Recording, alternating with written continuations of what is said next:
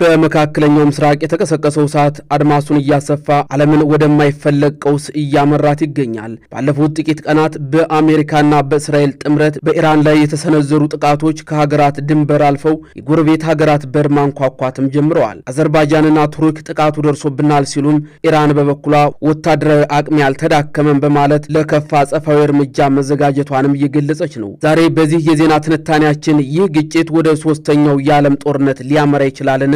የዓለም ሀያላን ሀገራትስ ሚና ምን ይሆናል? የሚሉትን ነጥቦች ሰፋ አድርገን እንመለከታለን። አብራችሁን ቆዩ። በመካከለኛው ምስራቅ የተቀሰቀሰው እሳት አድማሱን እያሰፋ ዓለምን ወደማይፈለግ ቀውስና ቀጠና እያመራት ይገኛል። ባለፉት ጥቂት ቀናት በአሜሪካና በእስራኤል ጥምረት በኢራን ላይ የተሰነዘሩ ጥቃቶች ከሀገራት ድንበር አልፈው የጎረቤት ሀገራትን በር ማንኳኳትም ጀምረዋል።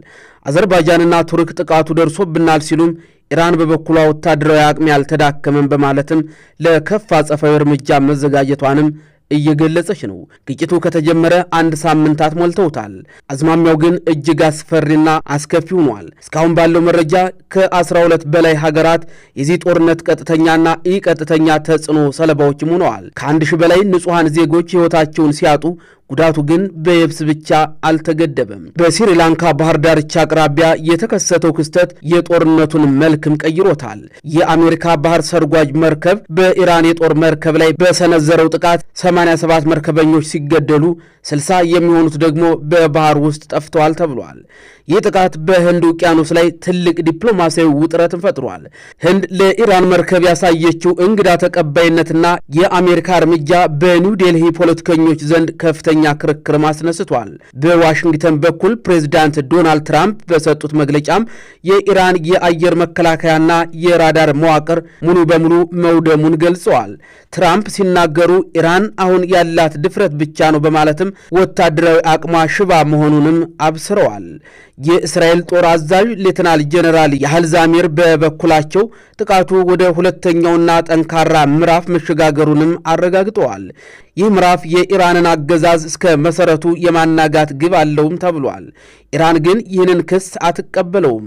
የውጭ ጉዳይ ሚኒስትሯ አባስ አራግጂ ሀገራቸው ለማንኛውም የምድር ወረራ ዝግጁ መሆኗንና ከአሜሪካ ጋር ምንም አይነት ድርድር እንደማታደርግም በቁርጠኝነት ተናግረዋል። በድርድር መካከል ጥቃት ለሚሰነዝር አካል ቦታ የለንም ያሉት ሚኒስተሩም ጦርነቱ ወደ ጎረቤት ሀገራት እንዲሰፋ እስራኤል እያሴረች ነው ሲሉም ከሰዋል።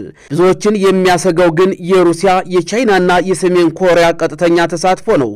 ሩሲያና ቻይና እስካሁን በፖለቲካዊ ድጋፍ ቢወሰኑም አሜሪካና እስራኤል የኢራንን አገዛዝ ለመቀየር የሚሞክሩ ከሆነ ግን ጣልቃ መግባታቸው የማይቀር ይመስላልም ተብሏል። በተጨማሪም የዓለም የነዳጅ ዋስትና በሆነው የሆርሙዝ የባህር መስመር ላይ ሊፈጠር የሚችለው መዘጋት የዓለምን ኢኮኖሚ ወደ ጨለማ ሊከት ይችላልም ተብሏል።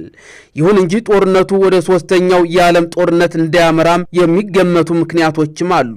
የተባበሩት መንግስታት ድርጅትና የአውሮፓ ህብረት ዲፕሎማቶች የሰላም ጥሪ እያቀረቡ ይገኛሉ። የዓለም ኢኮኖሚ ካለበት ደካማ ሁኔታ አንጻር ሀገራት ወደ ሰፊ ጦርነት መግባት የሚያስከትለውን ኪሳራ ስለሚረዱት የግጭቱ መስፋፋት በስምምነት ሊቆም ይችላል የሚል ተስፋም አለ። የመካከለኛው ምስራቅ ውጥረት ዛሬም እንደቀጠለ ነው። የሀያላኑ ድንፋታና የንጹሐኑ ሰለባ መሆን ዓለምን ስጋት ላይም ጥሏታል።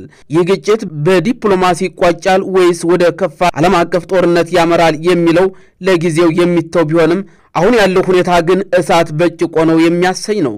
በአጠቃላይ አሁን ያለው የመካከለኛው ምስራቅ ውጥረት ከቀጠናዊ ግጭት አልፎም ዓለም አቀፍ መልክ እየያዘ መጥቷል።